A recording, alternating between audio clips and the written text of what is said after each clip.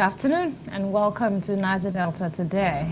The Niger Delta remains at the center of critical conversations, shaping Nigeria's development from education reforms and environmental sustainability to governance, security, infrastructure, and investment. Today we begin with a major debate in Nigeria's education sector as stakeholders react to the new nationwide textbook assessment, reassessment, and ranking exercise by the Nigerian Educational Research and Development Council, NERDC. While the government says the policy will strengthen quality assurance and improve learning materials in schools, authors, publishers, and researchers are raising concerns over affordability, transparency, intellectual property, and the future of indigenous educational content. Well, later on the program, we'll turn our focus to one of the most urgent issues affecting the region, climate change and environmental justice, with communities facing flooding, coastal erosion, pollution, and threats to livelihoods. We'll examine how reliable environmental data can shape advocacy, policy decisions, and sustainable solutions for the Niger Delta. Join us as we engage experts, stakeholders, and voices from the region on Niger Delta Today, bringing you the issues that matter, the conversations that count, and the stories shaping our communities. Myself, Jennifer Peyon, and Sifon Ode. Sifon, good afternoon. Good afternoon, Jennifer. It's really been a long time. Exactly. On the show, it's been wonderful. It's been wonderful. So it's the Ladies' Day out. The Ladies' Day, exactly. So while yesterday was the day, they let the men rest. Today is Ladies' Day. Exactly. So let's talk Niger Delta, starting with our story of interest. Well, in our story of interest, we examine a policy that is generating intense debate across Nigeria's education, publishing, and research communities. The Nigerian Educational Research and Development Council, NERDC, has commenced a new nationwide textbook assessment, reassessment, and ranking exercise following a policy directive from the Federal Ministry of Education.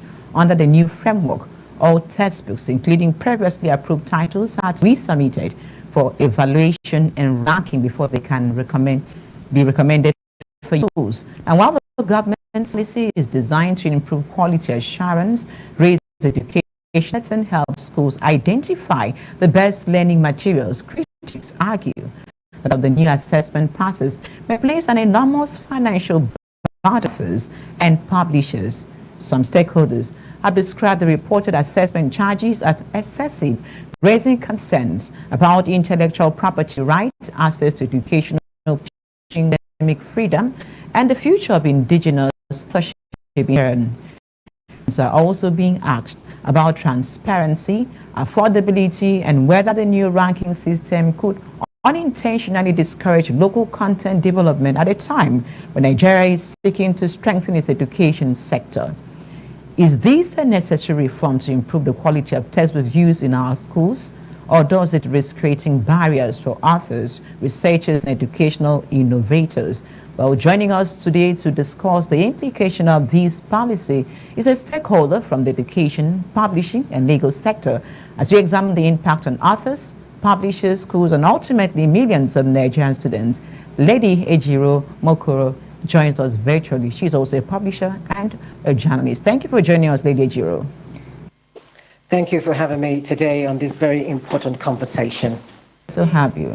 So let's first begin to understand what this policy is really about. Essentially, in any given society, development is a given. And any civilization that wants to transcend actually must have the best kind of education citadels and the best kind of brains and thinkers also driving these citadels. And as a rule, as a matter of fact, education is a public infrastructure development program. And for that reason, it is non-negotiable that a ministry given the responsibility to manage this public infrastructural project must be committed to designing data and policies rather that are driven by the right kind of data.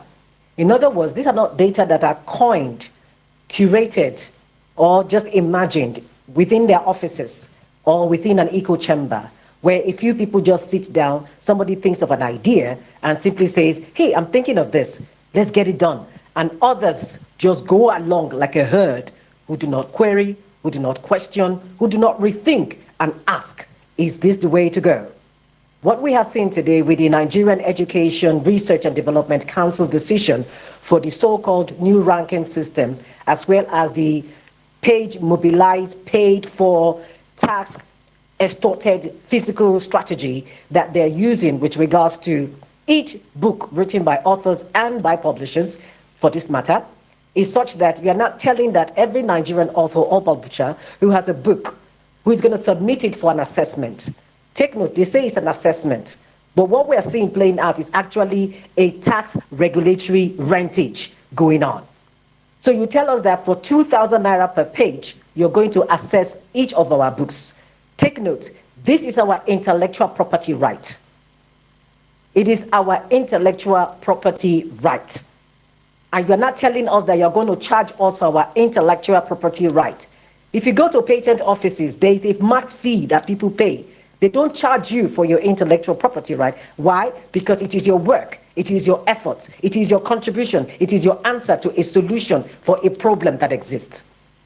So a situation where the Nigerian Education and Research Development Fund now says that after we charge you 2,000 naira per page, you're also going to pay a 1 million naira ranking fee punitive charge, because it's a punitive charge. It is diabolical, it is insensitive, it is ill-conceived, and it should be squashed right now, right here.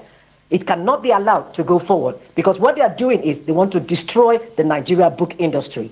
As a matter of fact, the Ministry of Education already has budget, dedicated budget, running into trillions, at least 3.5 trillion as we speak, for its budget. And they have already dedicated specific amounts of monies for this so-called assessment, hiring consultants, getting even legal advices and legal guidance. They have paid for the assessors. So if you're not telling us that we are going to charge us these exorbitant prices, we have to ask the question, Nigerian Education Research and Development Council, who initiated or thought that this was such a brilliant idea where you want to exploit your own people using legal weaponization to do just that? It cannot be done. There are parts of the regulatory body assigned to carry out these responsibilities. So aside from the excessive fees, any other issue that people are not comfortable, and what is the implication of this development on the sector? So what they're going to enable is what we call the shadowy economy. And in any society where you make education a privileged thing rather than a global accessible opportunity for everyone, which is affordable and is also accessible, you will create a system where it will be about capital captive, right? A kind of captive commercial market where extension to oblivion is now the rule. In other words, we are telling investors, innovators in education, people who design tools and strategies and all of that, you're telling them now that education that is meant to be free and accessible, just like you have in Nordic countries, where they sit down, they're not oil and gas rich countries. These are not oil and gas rich countries. Nigeria is an oil and gas rich country. Yet you have the audacity to insist that our children should pay the price. Our parents who earn barely 70,000 naira a month, some don't even earn that as a minimum salary a month. You are not asking them that they are going to pay the price for their children gaining knowledge in a society where inflation already is eating deep. The naira has plummeted so much that it doesn't even make sense anymore. That's how different it is today. So it is unrealistic that a council like that, dedicated for the education, development, and advancement of Nigeria, does not understand that the nature of your regulation, if people, investors, for example, and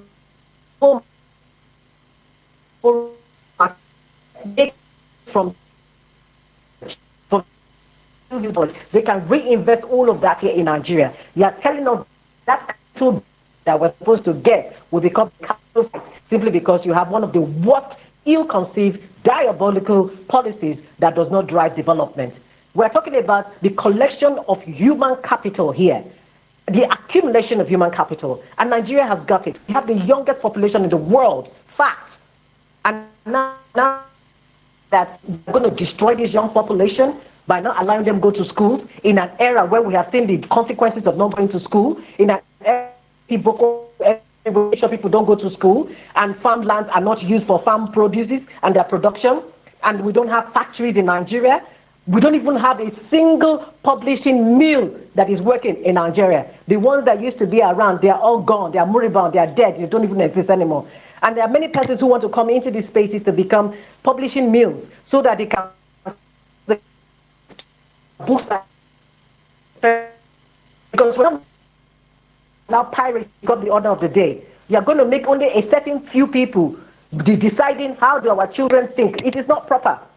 Knowledge should be so broadened that it's accessible and interrogate knowledge. Not that somebody will now begin to create a situation where an idea that becomes a propaganda is sent to our children and they are meant to simply be regarded to them without questioning. We don't want piracy to become the order of the day, but if the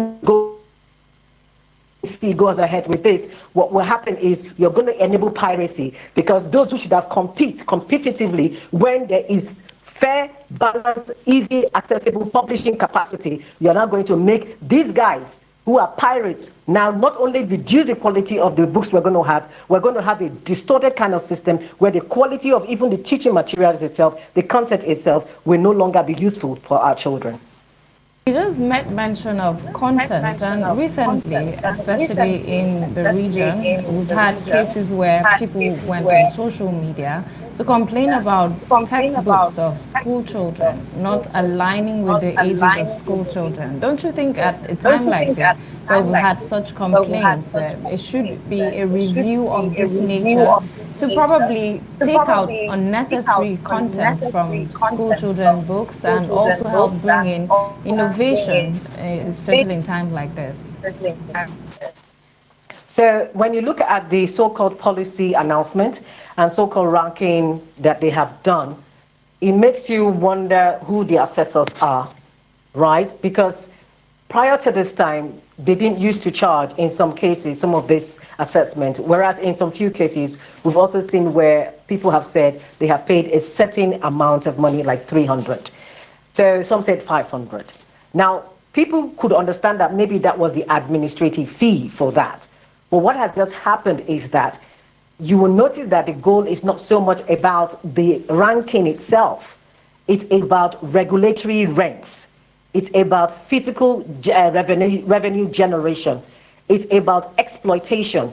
And it's about enabling a shadowy economy where our microeconomy is totally distorted, and then anybody, a pirate, can come in and take over this because many people cannot afford it. So pirates come in and then they reduce the value, and it affects the output at the end of the day. So we notice that there is a need now to go back and make the processes more transparent. We also observed that as a matter of necessity, it was clear that this policy was not even well thought through. It was just hurriedly put together because somebody thought it was a brilliant idea. I mean, education is not where you come and drive revenue generation. It's inconceivable to do that. In the US, they all have trust. Yes, they have funding social trust. In fact, during COVID-19, at the heart of COVID-19, I remember how many persons within the UK economy, as well as the US economy, were giving grants because there were educational trust funds dedicated strictly to publishers and authors so that they can support them. In Nigeria here, we did not even get one single support at all. And what we're seeing is because our country does not value, and the Ministry of Education does not even understand its role in terms of knowing that this is a public infrastructural project. Have you seen anywhere in Nigeria where public infrastructural project, you are asking the citizens to come and pay extra apart from the taxes they have paid? No. We already pay taxes. We pay other kinds of necessary regulatory fees of some sort or the other. We do that. Why not bring something as punitive, as diabolical as a ranking system where you still pay an additional 1 million naira even when your work has been assessed? Take note, the work has been assessed. And then you now say, after it has been assessed, charging 2,000 naira per page. So if I have 100 page for a book, or 1,000 naira, or 1,000 pages for some workbook, some workbook up to 1,000 pages. So you're telling me that I will pay 2 million for that one book, right? And then I'll not pay additional 1 million or 1.5, as the case may be, for that one book. So just your assessment of one book alone, of a 1,000 page, you are charging me 3.5 million. Take note, this is my intellectual property. This is my copyright. This is my investment. This is my idea. This is my solutions to a problem. This is me giving education and knowledge to our people. I have already committed hours. I've committed time. I've committed energy. I've burnt fuel. I've navigated bad roads. I've done a lot of research. I've done investigation. I've paid people for editorial services. I have not even counted, maybe like that one would have costed another 2 million plus. Now I add all of those 2 million plus the overhead in running a business publishing organization, for example, like we do at Light Ray Media. So when I put all of that together, I now add total cost for just that one book is hitting up to 6 million naira. Please tell me, Nigerians, how practicable is it that I am going to make any returns on investment on that one book at such a cost? That's why we say it is diabolical and it is punitive.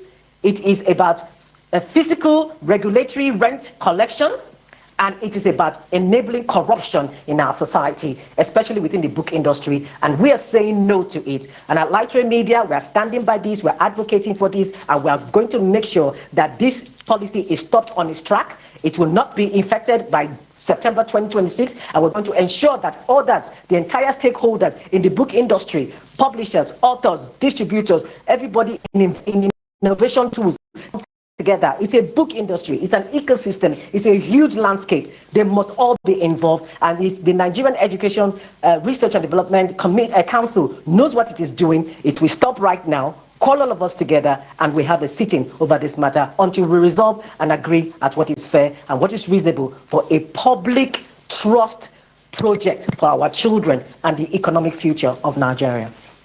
What you're saying is like you do not trust the process, so you want the whole publishers and the authors to be carried along in the activities of the committee set up. I mean, it's just common sense. It's why I asked the first question. Who in their mind first thought this was even a brilliant idea, to the point they now put it to paper, to the point where in a council of several people, right, there was no disconcerting voice to say, to query, to ask, to review, and say, are we doing this thing right? Does it mean there were no authors within that council who ought to know better? Were they silent enablers? Were they self-saboteurs who just watch all of these things become reality that was passed as a policy in April? I didn't even know that this was even going on. And many persons did not even know that this was going on. And that's why the Nigerian Publishing Association, which I'm also part of, are saying that this can't happen. This cannot happen at all. You have to sit with all of us, not just a select number of people or just some friends or people who you think are the echelon of the ESCOs. That's who you call. No. It's a book industry. It's an ecosystem. You bring everybody on board and you talk with everybody openly at a stakeholders meeting. No matter how many times you have to hold that meeting, you will hold it for the stakeholders' public engagement so that we know what the issues are. There is no policy that is well thought through, that is not driven by data, that is not driven by input, anecdotal realities, and economic constraints, and factoring all of that into the subject conversation. This is a country where people pay for their fuel morning till night. The roads are not good for distribution. You have to pay workers who are struggling, who are barely making it. You have to pay other overheads that you have to deal with, and other regulatory fees and administrative fees here and there, left, right, and center, to the harassment of your life where you're just barely trying to survive. So you see all of these kinds of things they put together. It just tells us that there is no human face in this conversation. The Nigerian Education Regulatory Development Council needs to have a human face. This policy is anti-human, anti-Nigerian child, and anti-economic development of Nigeria. They cannot go ahead with this. On this conversation, we understand that these books will be bought by parents for their children after some level of assessment.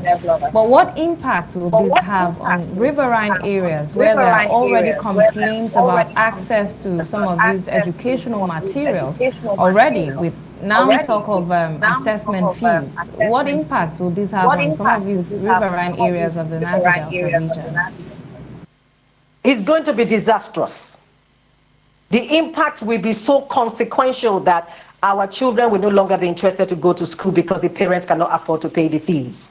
In many Nigerian states, the governors claim that the education is free.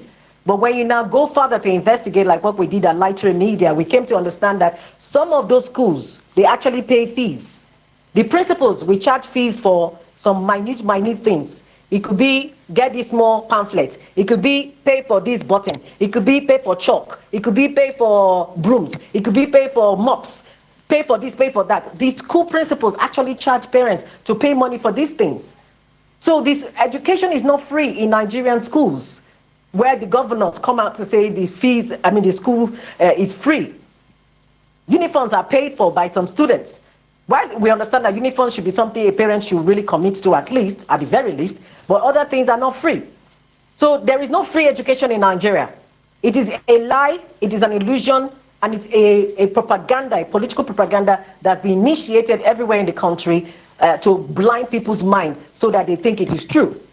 But the means to actually make free education exist is actually there.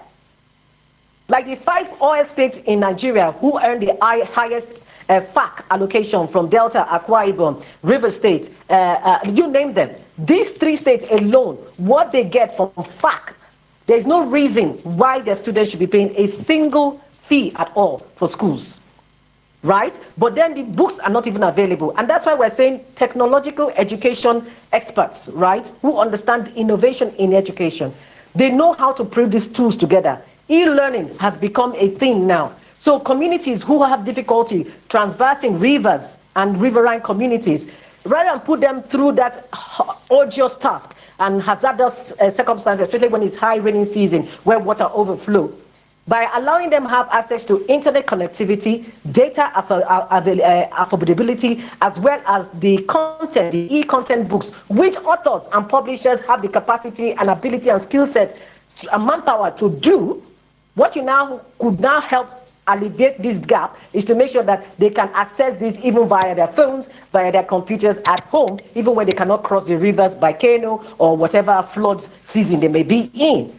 So that's why we see that the Nigerian Education Research and Development Council did not think this through, because everybody within the entire book industry, the book innovators, the writers, the authors, the publishers, the researchers, the journalists, and everybody involved in the entirety, not to mention the global huge market in the diaspora that also contributes the knowledge base to Nigeria and vice versa. You are totally going to cut out all of these people, and it will not be good for us. No civilization of today that is of significance jokes with education. They don't joke with their libraries. There are no libraries functioning in Nigeria as they should function. All our libraries are like ghost towns. Many of them have librarians who are sick of their job, who just can't wait to retire and get out of the ministry. We cannot continue to have that kind of replay of dangerous mindset and pseudo-intellectualism parading themselves up and down. For your time with us and sharing these insights with us. Thank you very much. We appreciate that. Thank you for your time, Lady Jiro. Thank you very much for having me. Yeah, pleasure.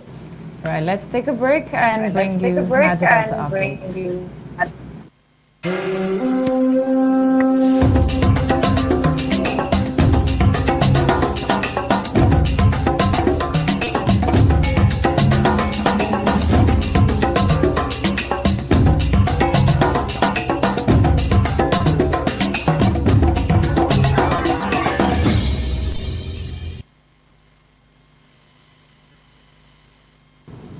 First on Niger Delta update, Edo State Governor Monday Paulo has joined fathers across Edo State and the world in celebrating Fathers Day, commending men who continue to raise their children with discipline, responsibility, and strong moral values. In a message to mark the occasion, the governor urged fathers to play a more active role in shaping the lives of their children and protecting them from crime, negative peer influence, and moral decline. He described fatherhood as a vital responsibility that helps determine the future of society. Governor Paulo called on parents to closely monitor their children's activities, friendships, and decisions while counseling them against cultism, kidnapping, internet fraud, and other criminal activities. Away from that, the Akwa Ibom State government says it is intensifying efforts to commence work on the Ibom Deep Sea Port through a strategic partnership with foreign investors who have recently renewed interest in the project. Governor Moino made this known while hosting the leadership and members of the Revenue Mobilization Allocation and Fiscal Commission, referred to a gala night at the Government House Banquet Hall, where he appealed to stakeholders and residents of Oron to maintain peace and unity, warning against boundary disputes and ownership claims that could discourage potential investors. Following his recent trip to Paris to engage prospective investors, Governor Moino said foreign funding remains critical to the realization of the Ibom Deep Sea Port project, just as he, however, stressed that a peaceful and stable host environment is essential to attracting and retaining investment. The governor also highlighted progress on key projects of his administration, including the Arise Palm Resort, a 5,000-seat international convention center, and a 250-room international hotel.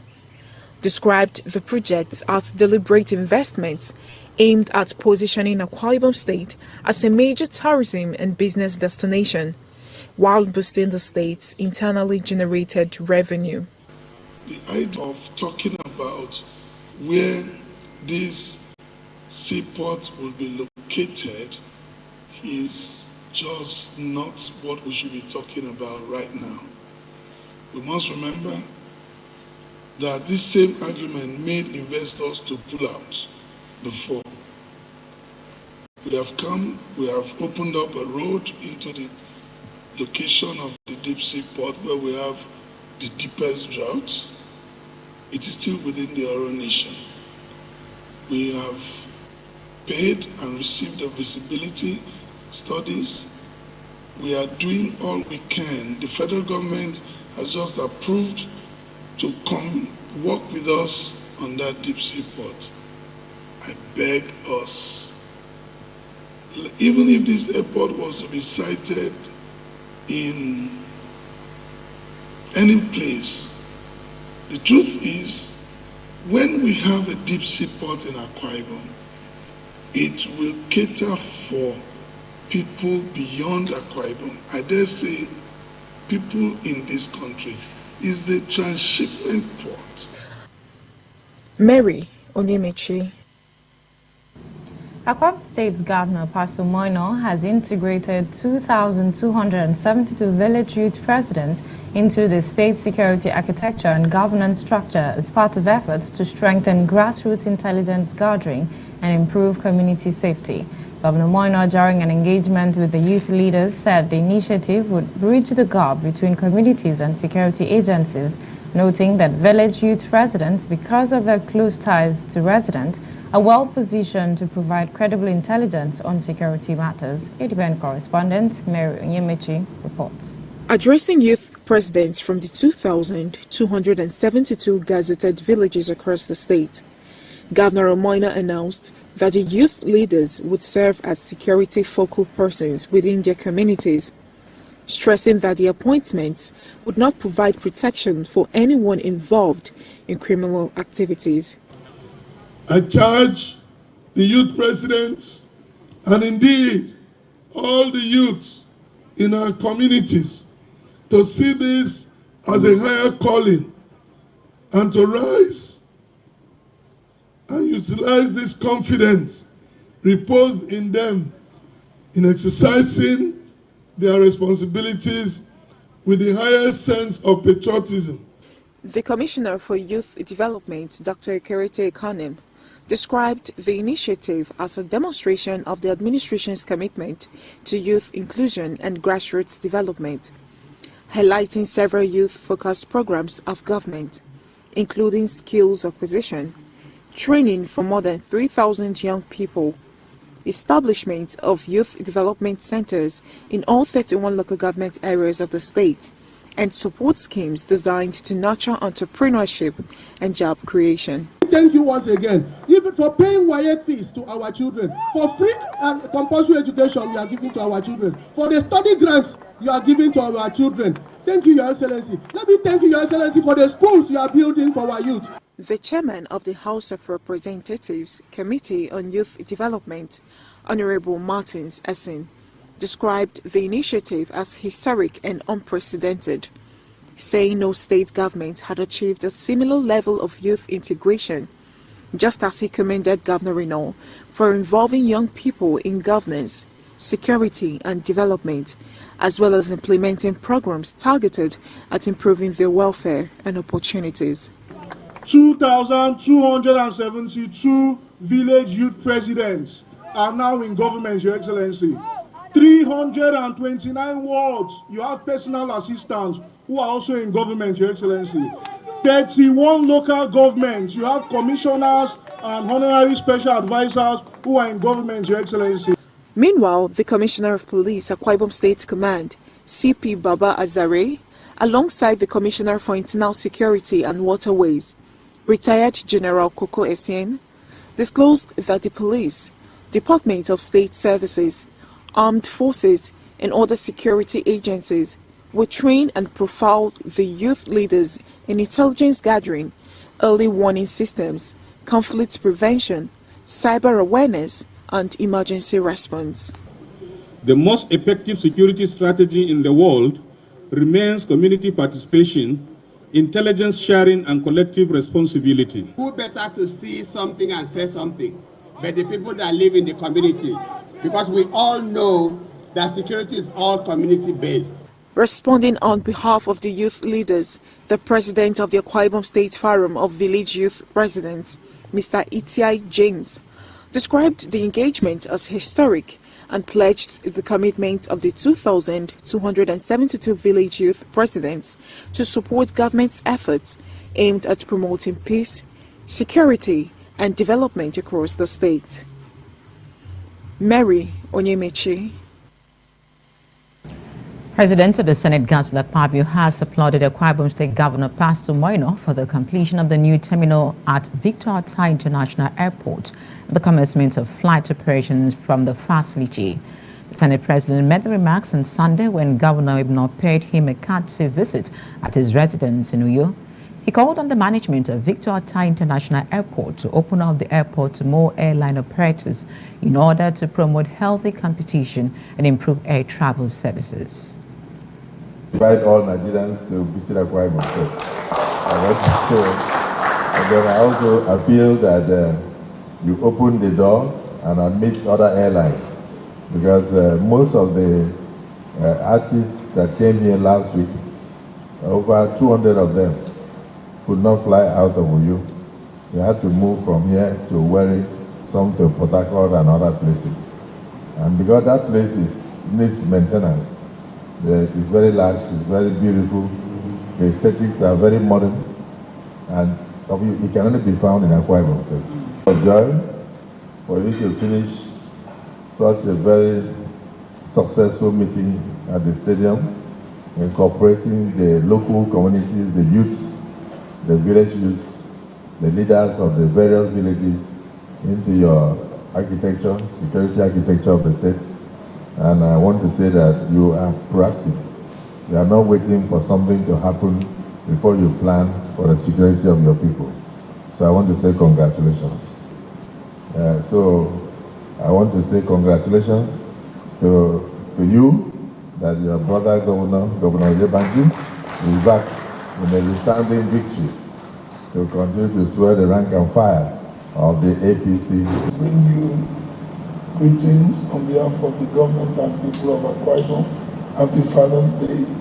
We pray that God will continue to strengthen you for the enormous task of governance that he has called you to at the National Assembly to continue to make laws for the common good of our people and continue to support Mr. President, which you have been doing.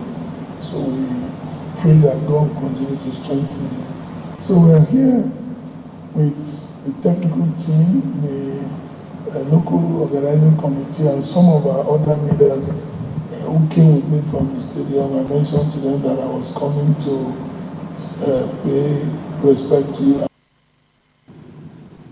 The Rivers State Commissioner of Police, Olugbenga Adepoju, has removed the Divisional Police Officer of Oyigbo Police Division in Oyigbo local government area of the state over alleged extortion and abuse of office. The DPO's removal followed an allegation by a rights activist on Friday that the DPO extorted 500,000 naira from an individual who was allegedly arrested and detained at the station without any known offense. However, in a statement issued on Sunday by the spokesperson for the State Police Command, Blessing Agabe, the command acknowledged receipt of a complaint against the Oyigbo DPO Agaba, and Assistant Superintendent of Police said the DPO's removal was in line with the command's commitment to transparency, accountability, and professionalism. We'll take a break and bring it to focus after that.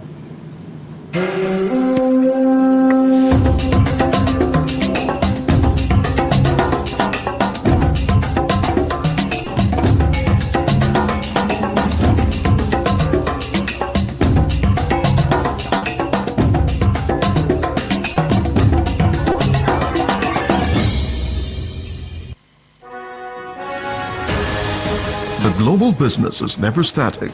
Watch the market report on ADBN TV for business information, latest happening business deals, government policy, crude oil and commodity trading, financial upstick and downstick, and the world of organized private sector. The market report showing on ADBN TV 1 to 2 p.m. Monday to Friday. The market report bringing you up to speed in the business world.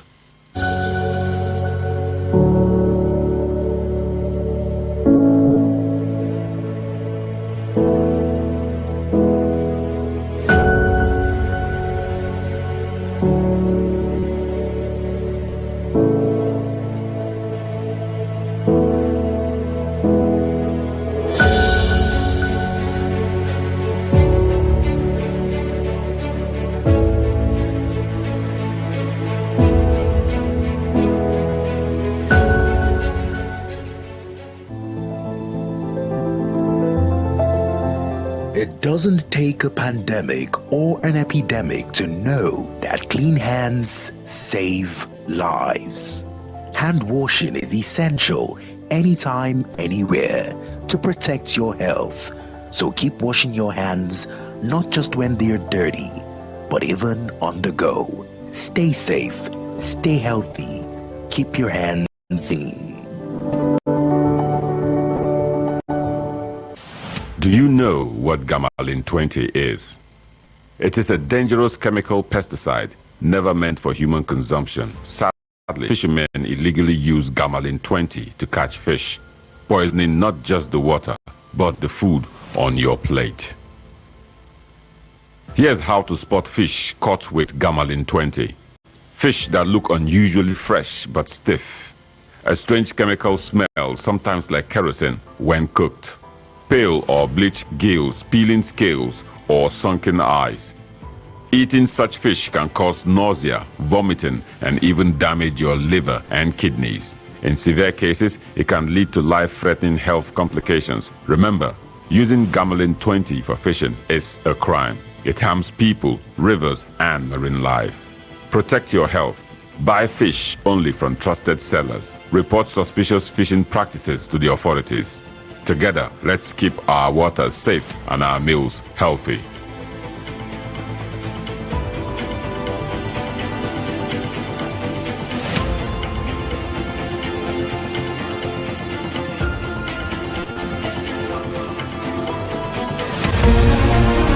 Welcome to FCT in Focus, your window to the vibrant heartbeat of Nigeria's capital. we dive deep into the core of the FCT, exploring how key policies and decisions shape lives across the city. From exclusive insights into the FCT administration to voices from the streets, we bring you stories that matter. Catch FCT in Focus every Saturday and Sunday at noon. Tune in for the latest stories directly from the nation's hearts. An impact in humanitarian industry. I am still on the light side. I'm very happy to be a winner of Ease and Cruising. Download the app and you may be the next week lucky winner.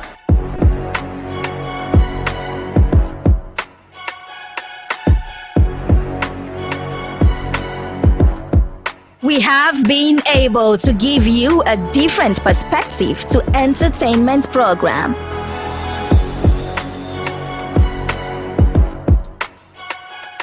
We don't only entertain you with good musicals. We celebrate Nigerians. Watch it, participate, and feel the cruising moment.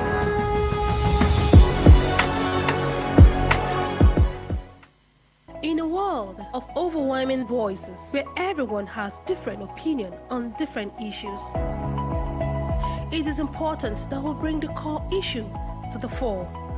Join me, Nancy Banigo, on Softline as we lend our voices to inform and influence your thoughts and actions. This is not just mere talk, it is an invocative program that touches the core of our existence. Every second, a story breaks. President Bola Ahmed Tinubu has formally presented the 2026 appropriation bill to the National Assembly. The nation reacts. The world shifts. History moves in real time. Before the noise, before the opinions. One screen keeps you connected. From the headlines shaking the nation to the stories everyone talks about tomorrow. Stream anytime, anywhere. When the story matters, you know where to turn. ADBN. A part of you.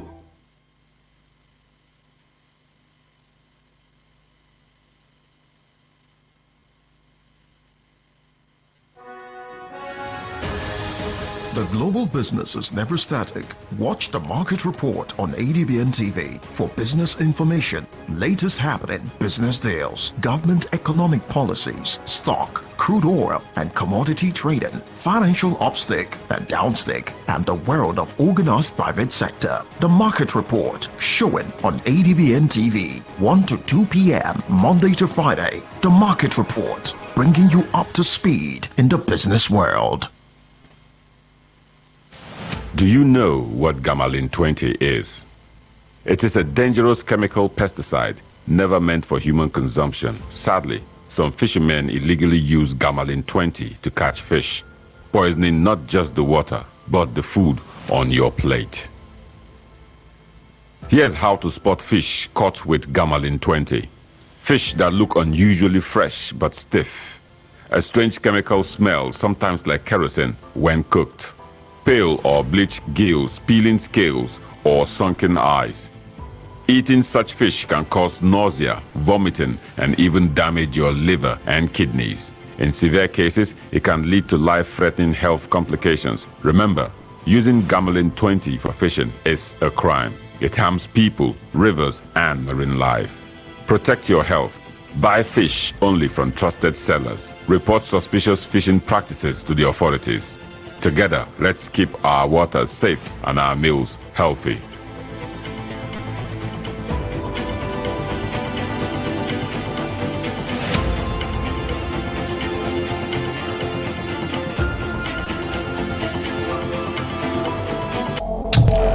Every second, a story breaks. President Bola Ahmed Tinubu has formally presented the 2026 appropriation bill to the National Assembly. The nation reacts. The world shifts. History moves in real time. Before the noise, before the opinions, one screen keeps you connected. From the headlines shaking the nation to the stories everyone talks about tomorrow. Stream anytime, anywhere. When the story matters, you know where to turn. ADBN, a part of you.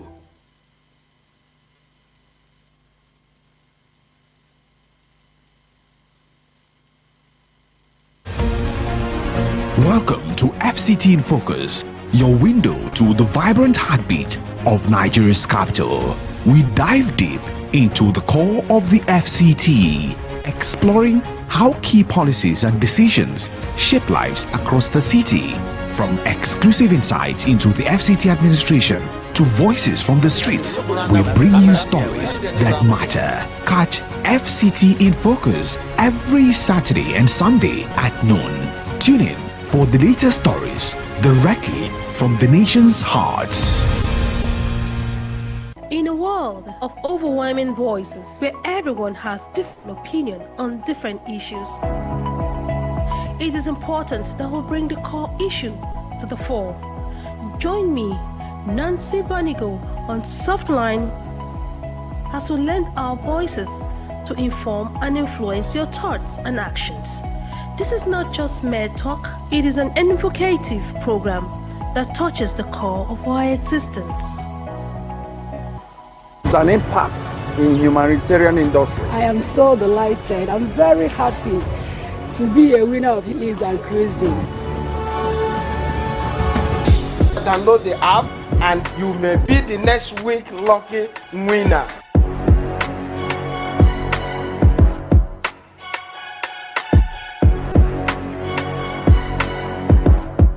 We have been able to give you a different perspective to entertainment program.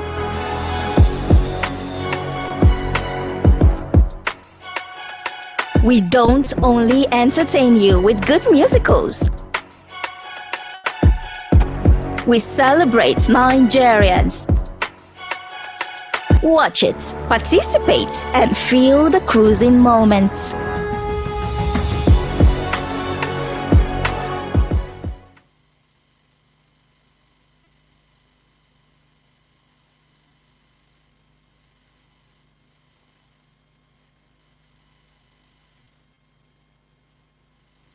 Welcome back, and we'll take a sneak peek into some activities in the Niger Delta region, and also we'll get back and wrap it up for the day. Stay with us.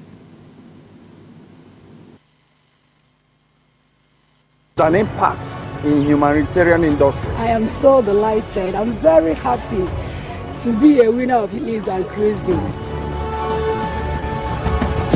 Download the app and you may be the next week lucky winner.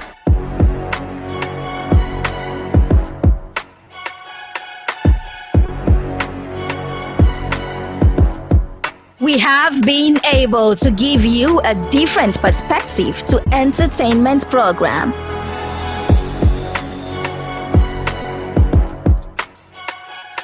We don't only entertain you with good musicals. We celebrate Nigerians. Watch it, participate, and feel the cruising moments.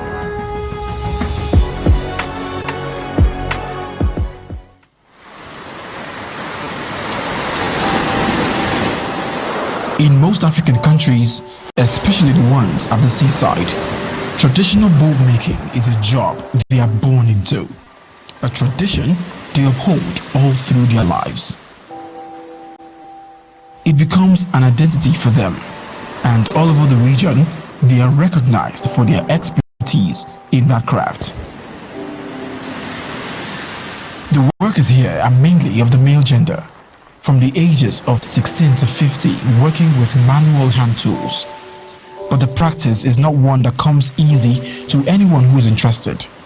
The profit margin, the capital necessary for the business, and the overall man hours spent in making one boat can leave you reconsidering your interest in the craft. And they are young, but they're 180,000. Came in after the mama. You may be a woman, you may walk, you may do you with him. I make big one. We and I'm a yaga, you wasn't. I don't want to go.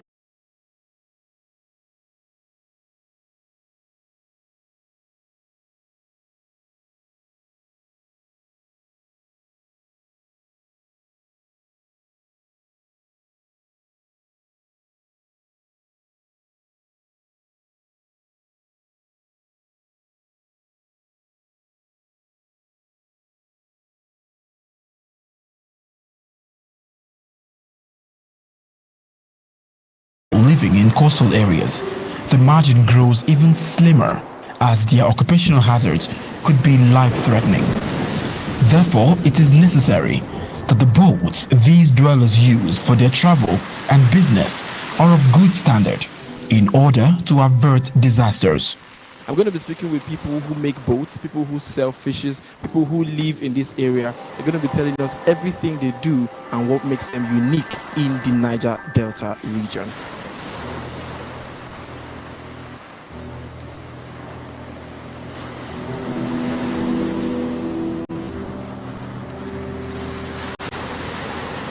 It is just a few hours past 10 a.m. Local people are going about their daily businesses at the shore. It is an idyllic setting, pleasant and peaceful. This is the Ishiet River Market in Uran local government area of Akwa Ibom State, a haven for the locals and a major protein market for seafood lovers. From prawns to croakers and big catfishes, the Ishiet market is one of the major markets for pescatarians. As versatile as they are in the fish business, that is how versatile their craftsmanship is in boat making. This is Mr. Bassi. He's been a boat maker for the past 35 years of his life, and just like any other boat maker in this locality, the practice was passed down to him by his father, who made a living on the coast. This is a boat. It is used to catch fishes in the sea. Wood and nails, saw and hammer, as well as fire, are the materials used in making a boat. My father taught me this craft. He is late now, but this practice lives on in our region. I am currently kneeling these woods. Water does not enter through the wood because these woods are of high quality, and more so, other materials are put in between the woods to prevent water from getting in. A little bit of bitumen is rubbed at the back of the boat, and plastic takeaway plates from events as well are burned. They are used as glue at the back of the boat, all to prevent water. The work is a noble one. It is one where if the government asked us to make them or supported us in making them, they would fetch us a lot of money.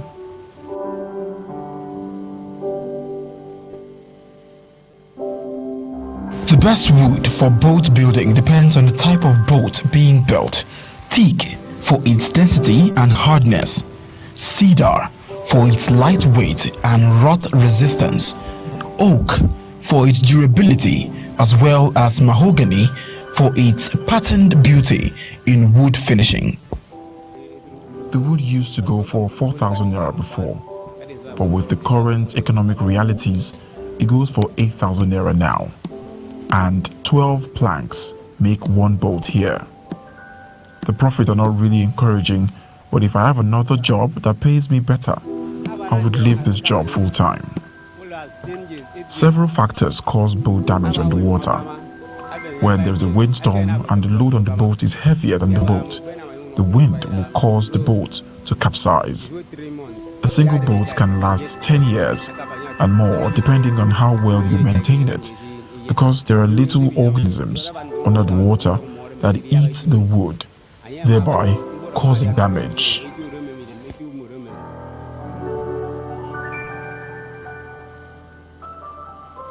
Joseph Eno and his friends are in the business of fetching these woods from the forest. They journey through the shoreline into dense forests to get these woods, which is commonly used for boat making as well as for roofing of houses. Their business also has an impact on their finances, as they have to rent the boat going to the forest, bracing up to incur any additional cost should anything happen to the boat while they are away. And that's where we draw the curtains for today's edition of Niger Delta Today. It's been a wonderful time. I am Jennifer Ekpeyong. I haven't been alone. And I am Sifon Ode. Good afternoon. Do have a splendid day.